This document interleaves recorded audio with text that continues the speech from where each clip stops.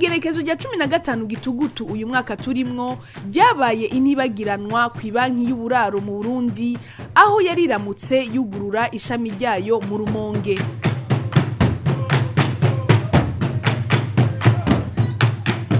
Ibirori bikaba byaratangujwe n'umurisho w'ingoma aho uwaje aserukiye leta y'u Burundi nawe yaciye agira icashikirije akeza ibisata bitandukanye bigize iyo banki, yongera amenyesha yuko ivuka ry'iyo banki rije kugira ihinduka rinini ku mibereho y'abene gihugu bo mu Rumonge no mu gihugu cose, kandi yuko iyo banki izokora uko ishoboye kugira ngo umwene gihugu wese ashobore kuronka uburaro bwiza bubereye n'umuryango wiwe.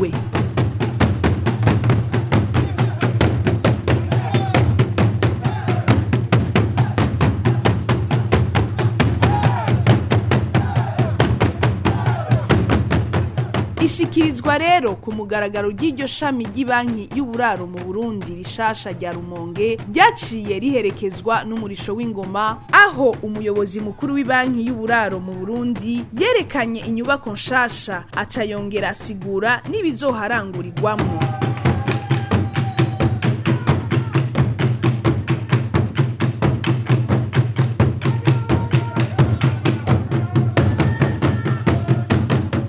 Umuyobozi mukuru w'ibanki y'uburaro mu Burundi yaragize ico ashikiriza aho yasiguye ku migambi itari mike ibanki y'uburaro mu Burundi imaze kurangurwa mu gihugu. Twamaze kubona ko abene gihugu benshi bafise izo ngorane, naco gituma twaciye twegera ikigo Obuha kisanzwe kijeje gutanga ibibanza byo kubakamo bitunganije neza.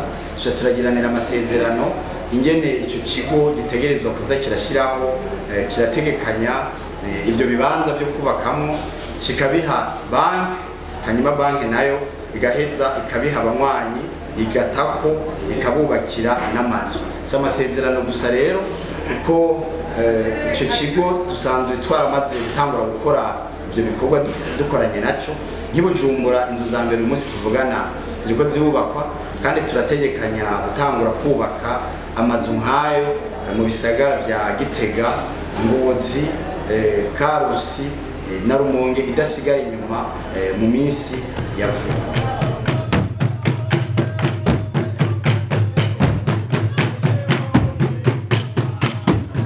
Ibirori vyasozerewe n'utubazo dutandukanye twabajijwe abene gihugu ba Rumonge, aho mbere vyanamenyekanye yuko iyugururwa rya konte muri iyo banki ari ku buntu.